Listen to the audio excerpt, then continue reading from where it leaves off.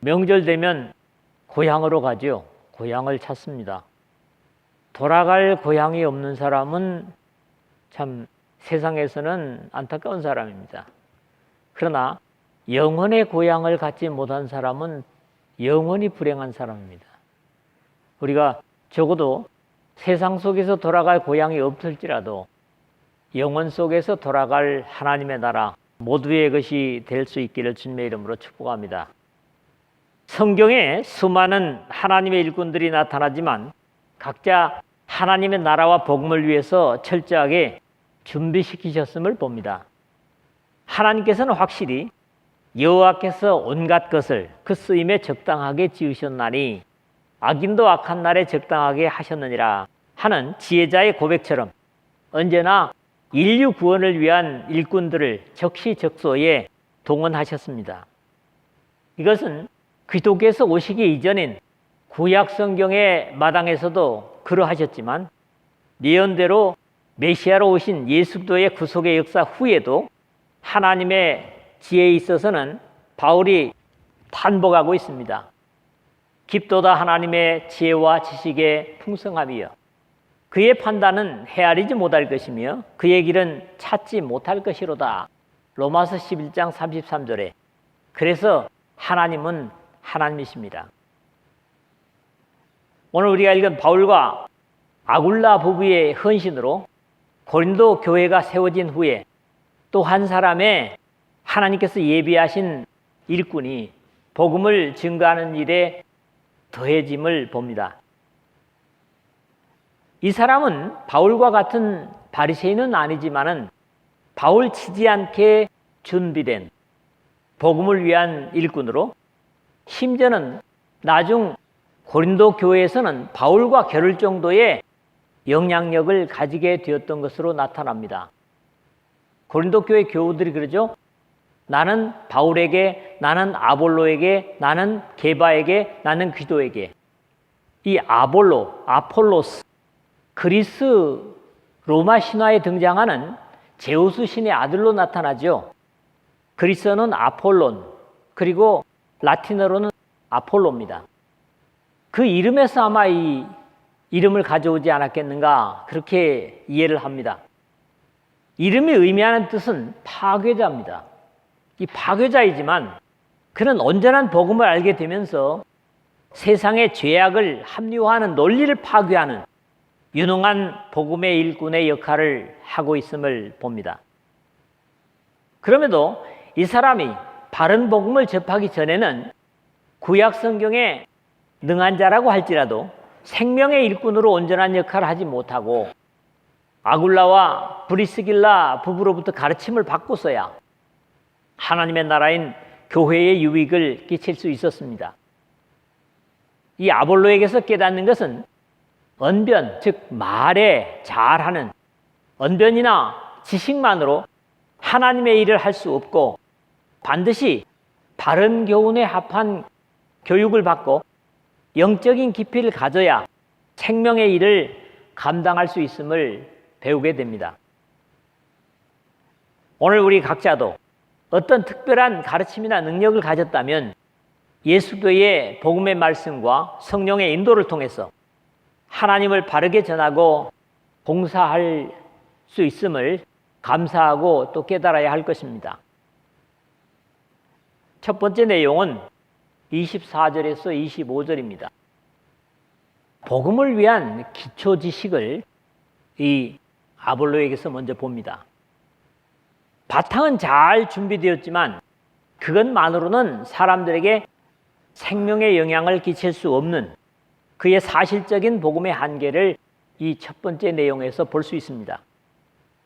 같은 유대이면서도 바울과는 성장 과정이 전혀 다르고 예수도와는 직접적인 만남의 경험이 없었던 것으로 그렇게 이해됩니다.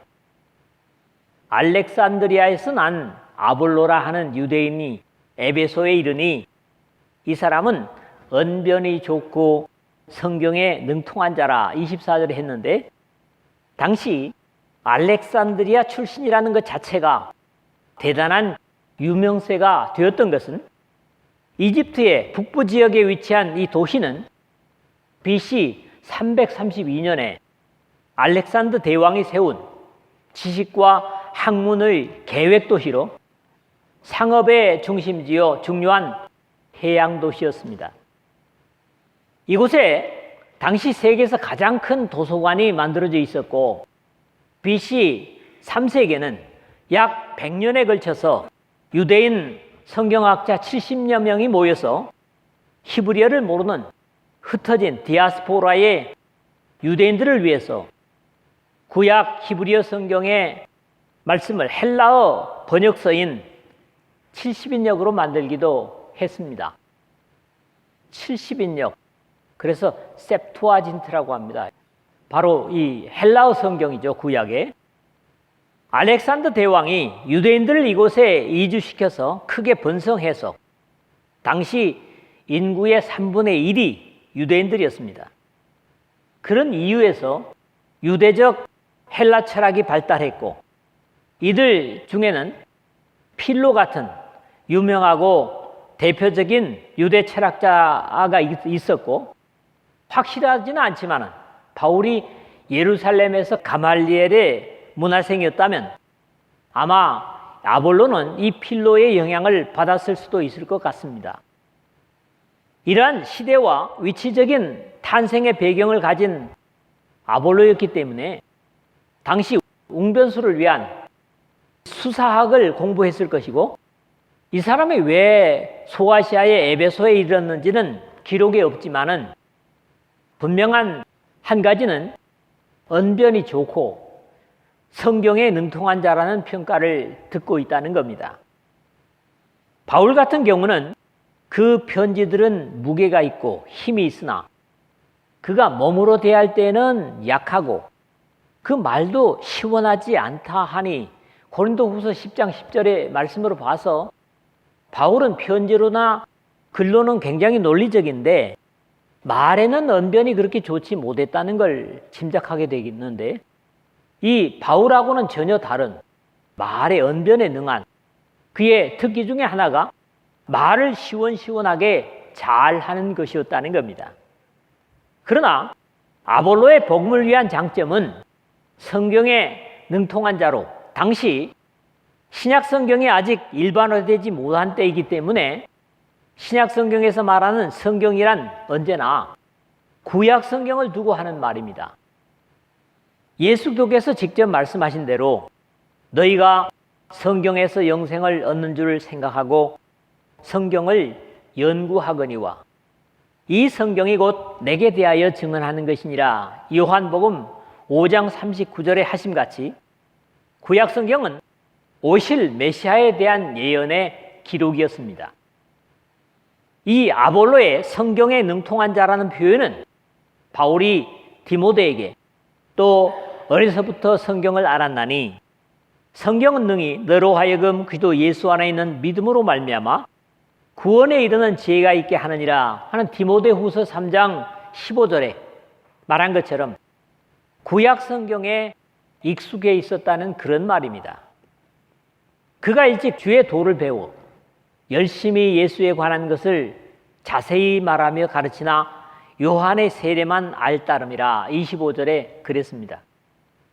예비된 일꾼이었음에도 아볼로의 한계는 여기서 분명히 드러나고 있습니다.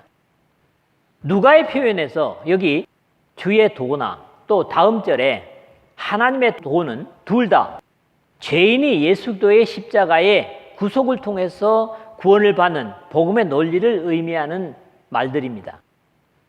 앞에서 디모데를 거론한 것처럼 아볼로도 그가 일찍이 주의 도를 배워라고 기록하고 있습니다.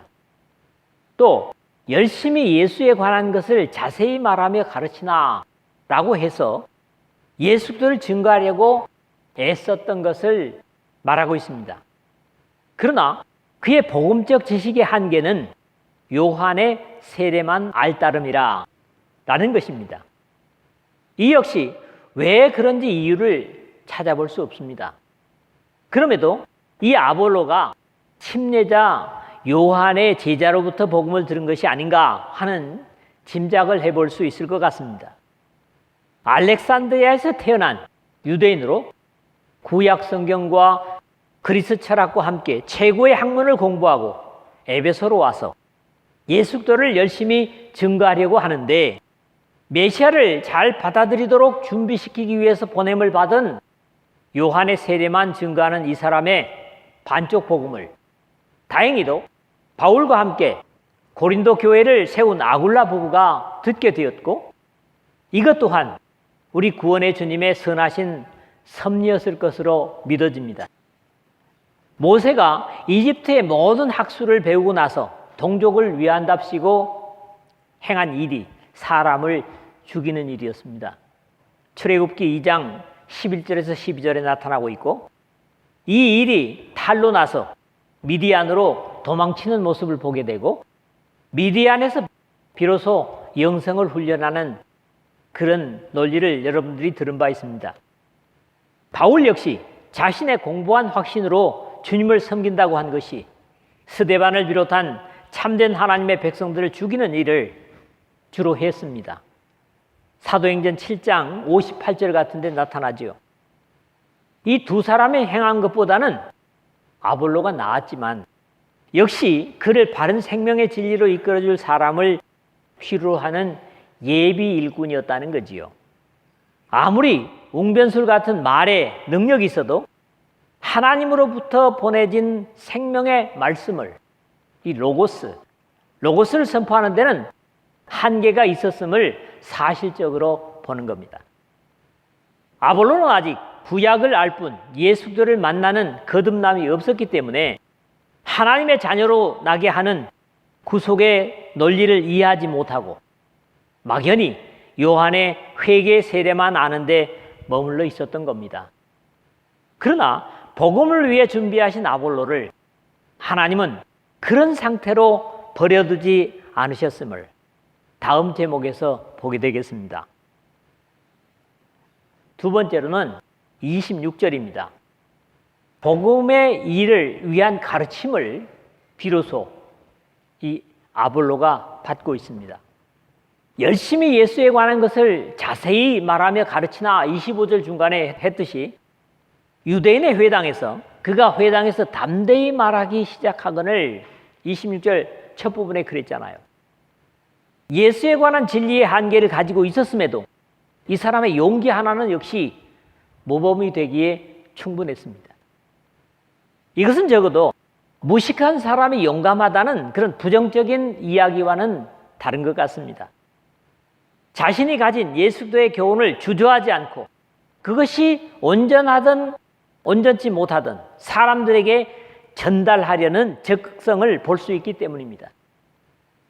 오늘 대부분 우리는 확신하는 것조차도 전하기를 머뭇거리는 것과는 대조적입니다.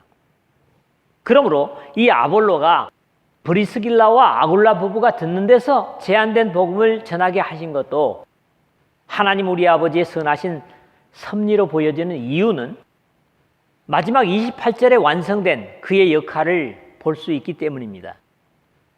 또 하나 독특한 것은 이 불완전한 일꾼을 어느 학교나 공부하는 곳에 데려간 것이 아니라 브리스길라와 아굴라가 듣고 데려다가 라는 표현입니다. 여기 어쩌면 깊은 영성의 지도가 나타난다고 보는 이유는 이 브리스길라 아굴라 부부의 태생이나 학문에 관한 정보는 성경에 전혀 볼 수가 없습니다. 다만 이들이 고린도에서 바울과 함께 복음을 전하여 주님의 교회를 세우게 된 배경을 참고할 필요가 있겠습니다.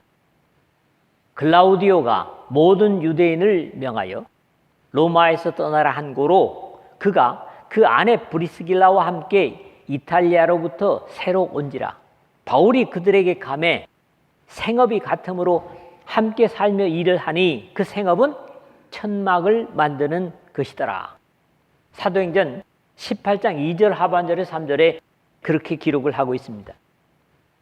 로마의 황제가 유대인들을 로마에서 추방한 이유는 다분히 종교적인 문제였을 것이고 이 부분은 유대인이기보다는 바울과 신앙을 같이 하는 그리스도인이었다는 사실을 볼 수 있습니다. 그들이 하는 일의 성격상으로는 깊은 학문이 필요한 일은 아니었죠. 그 생업은 천막을 만드는 것이더라는 기록에서 그렇게 이해를 할 수 있습니다. 그렇기 때문에 만약에 영성이 온전치 못한 사람이었다면 당시 세계의 중심인 로마에 머무르기 위해서 하나님의 백성됨을 숨길 수도 있었을 것이지만은 그들은 불이익에도 불구하고 기꺼이 로마를 떠나서 고린도라는 도시의 삶의 터전을 잡고 바울과 함께 복음에 헌신함을 보는 것입니다. 우리는 하나님의 일을 감당하기 위한 자세에 있어서 어떤 것보다도 영성의 훈련이 우선인 것을 이 사도행전의 최초로 공식적인 일꾼을 뽑는 6장에서 볼 수 있습니다. 그들이 감당해야 할 일의 성격상으로 형제들아 너희 가운데서 성령과 지혜가 충만하여 칭찬받는 사람 7을 택하라. 우리가 이 일을 그들에게 맡기고 사도행전 6장 3절이고요. 그렇게 요구를 하고 그 요청으로 선택된 사람들이 온 무리가 이 말을 기뻐하여 믿음과 성령이 충만한 사람 스데반과 또 빌립과 이렇게 7사람 등등의 사람들을 거론하고 있습니다. 요즘 같으면 아볼로를 공부시키는 데는 브리스길라와 아굴라보다는 어느 신학교에 공부해야 한다고 생각을 했을 겁니다. 그러나 그때나 지금이나 복음을 위한 사역을 위해서는 주변 학문보다는 영성이 먼저 개발되어야 하는 것이 가장 중요합니다. 더 안타까운 것은 요즘은 이렇게 아굴라 부부 같은 영성의 사람들이 희귀하다는 겁니다.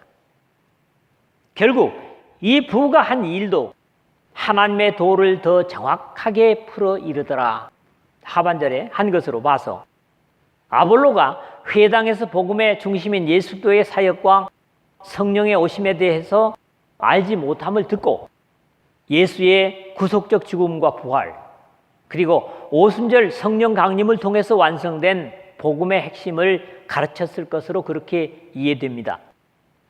아볼로는 나름대로 구약 성경을 통해서 예수를 증거한다고 했지만 이번 명절을 통한 비유를 든다면 이게 온전한 비유는 아니라고 그랬습니다.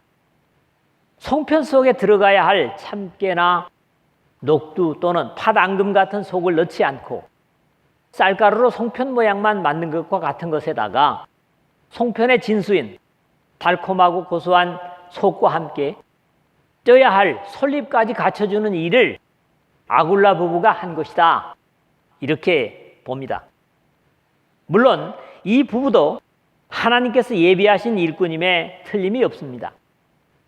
영성이 어두운 이 시대와 우리 교회에도 아볼로와 같은 복음에 열심 있는 예비된 일꾼과 그러한 사람을 하나님의 복음의 일꾼으로 완성시킬 아굴라 부부와 같은 영성의 사람들을 여호와 이레로 준비해 주시기를 기도하며 또 기대하며 기다립니다. 세 번째 마지막으로는 27절, 28절입니다. 자, 이제는 만들어진 복음의 일꾼을 봅니다. 쓰시기에 합당한 완성된 복음의 일꾼을 보는 거죠. 하나님께서 친히 준비하시고 훈련된 사람은 어디서나 필요하고 쓰임받는 모습을 이 마지막 절에서 보게 됩니다. 메시아의 오심을 예언하는 구약에 능한 사람에게 바로 언약의 완성으로 오신 예수 그리스도를 보다 구체적으로 알게 하고 훈련시킨 결과 성령과 더불어 확실히 역할할 수 있음을 보는 겁니다. 아볼로가 아가야로 건너가고자 하므로 형제들이 그를 격려하며 제자들에게 편지를 써 영접하라 하였더니 그가 가매 은혜로 말미암아 믿는 자들에게 많은 유익을 주니 27절에 그랬죠. 아시아의 에베소도 그렇지만 고린도 교회는 바울을 주축으로 세워졌다고 하는 데서 신앙의 수준이 높은 교회였었고 아가야로 건너가고자 함으로라는 표현으로 볼 때 고린도 교회였음에 의심의 여지가 없습니다. 바울의 고린도전서 3장 4장에서 쓰여진 것으로 볼 때 이 아볼로는 바울의 버금가는 역할을 한 것으로 확인됩니다. 비록 바울과 브리스길라 부부가 이 고린도 교회를 세웠지만 아주 복음을 말씀으로 잘 증거하는 이 아볼로였기 때문에 나중에 고린도 교회에 가서 귀중한 역할을 하고 또 사람들에게 많은 호소력을 갖게 돼서 이 고린도 교회를 세운 바울에게보다는 아볼로에게 속했다고 하는 주장을 할 정도까지의 영향력을 가졌다 하는 것을 생각하게 되죠. 준비된 아볼로에게 형제들이 그를 격려하며 제자들에게 편지를 써 영접하라 하였더니라는 것으로 볼 때 고린도 교회에게 이 아볼로를 영접하라고 추천서까지 써서 보낸 것으로 여겨집니다. 당연히 이런 아볼로는 저들의 기대에 어긋남 없는 결과를 나타낸 것으로 연결되어지고 있습니다.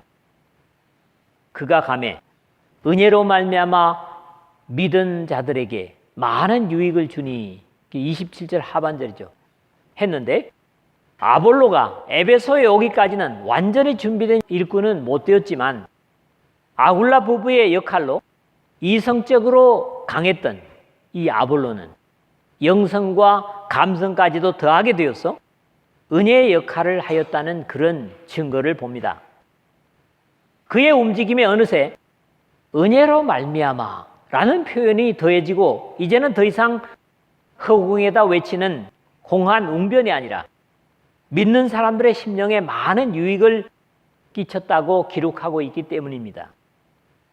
하나님의 성령은 우리를 위해 십자가를 지신 구속의 역사를 증거할 때에 함께 하시고 같은 믿음을 가진 자들에게 은혜를 촉촉히 내림을 확인하는 겁니다. 그렇습니다. 이제 아볼로는 분명 에베소에 처음 와서 회당에서 요한의 세례만을 가르치던 미숙한 일꾼이 더 이상 아니었습니다. 브리스길라와 아굴라 부부를 통해서 완성된 복음을 전해받은 다시 한번 복음으로 거듭난 능력의 일꾼으로 일하게 된 것입니다. 자주 하는 말이지만 지식이나 이성과 같은 학문만으로는 복음의 도구로서의 온전한 준비를 갖추게 하지 못합니다. 그럼에도 불구하고 구속의 은혜를 통해 거듭난 학문은 보다 논리적이고 호소력 있게 복음을 전하는 데 역할하는 것을 모세나 바울이나 이 아볼로에게서 보는 사실입니다. 많은 논리적이고 세상적인 지식을 성령으로 다시 소화함으로써 그런 논리들이 복음을 위해서 적절하게 쓰여지고 있다 하는 겁니다. 이는 성경으로서 예수는 그리스도라고 증언하여 공중 앞에서 힘있게 유대인의 말을 이기미르라 28절에 그랬는데 여기에는 보다 구체적으로 아볼로가 복음 사역에 어떤 역할을 하였는가를 증거하고 있는 겁니다. 이미 구약 성경에 익숙해 있는 아볼로는 그 언약의 결과로 오신 메시아가 예수 그리스도라는 사실을 확인하면서 그의 구원을 증거하는데 날개를 달게 된 셈입니다. 안타깝게도 어느 민족보다도 메시아 예언을 먼저 듣고 확실히 들은 유대인들은 예수님을 메시아로 인정하지 못했기 때문에 아직도 메시아가 오지 않았다고 기다리고 있는 사람들로 남아 있습니다. 사실 바울이 그런 사람이었고 그런 이유 때문에 그리스도의 교회를 목숨을 바쳐서 박해하려고 했던 것도 사실입니다. 이렇게 예수 그리스도를 메시아로 인정하는 것과 그렇지 않은 구약 성경의 예언의 이해는 엄청난 차이를 내고 있는 것이죠. 물론 이런 유대인들의 불신을 통해서 이방을 복음 속에 불러들인 하나님의 신비를 바울은 로마서 11장에서 증거하고 있기는 하지만은 적어도 이것은 유대인들에게는 엄청난 불행일 수밖에 없습니다. 예수 그리스도를 메시아로 받아들이지 못하는 것이 말이죠. 이는 성경으로서 예수는 그리스도라고 증언하여 그런데 장차 오실 구원의 메시아를 예언하여 증거하는 구약 성경을 깊이 이해하고 있는 사람은 그 예언으로 오신 예수 그리스도를 인정하기만 하면 구약 성경을 읽을 때마다 고개를 끄덕일 수밖에 없지만 예언된 예수 그리스도를 인정하지 못하면 다른 것으로 이해하려고 하는 억지일 수밖에 없기 때문에 혼란하고 복잡해지는 것은 어쩌면 당연한 겁니다.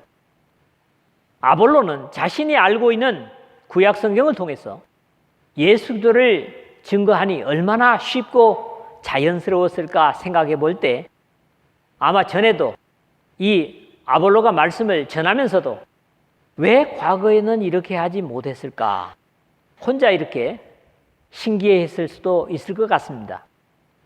이런 배경을 먼저 이해할 때 공중 앞에서 힘있게 유대인의 말을 이기미라 28절 하반절의 상황은 너무나 당연한 결과였을 겁니다.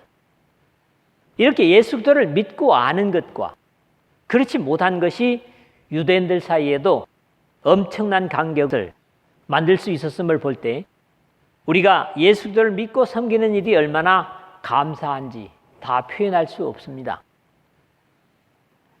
간략하게 말씀을 마무리하겠습니다. 사람의 좋은 출신이나 많은 학문이 구원의 복음을 잘 전할 수 있게 하는 것은 아닙니다. 또 구약 성경에 능통하다고 그리스도를 잘 전할 수 있는 것도 아닙니다.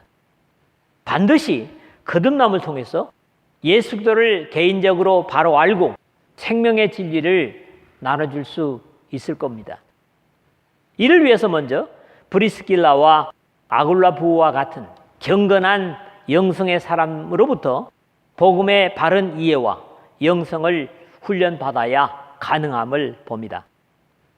복음의 핵심인 예수 그리스도를 바로 이해하고 자신을 주님께 전적으로 맡길 때 모든 이론을 무너뜨리며 하나님 아는 것을 대적하여 높아진 것을 다 무너뜨리고 모든 생각을 사로잡아 그리스도에게 복종케 하니 복종시킬 수 있을 것이라는 고린도후서 10장 4절 하반절에서 5절의 바울의 논리를 이해하게 됩니다.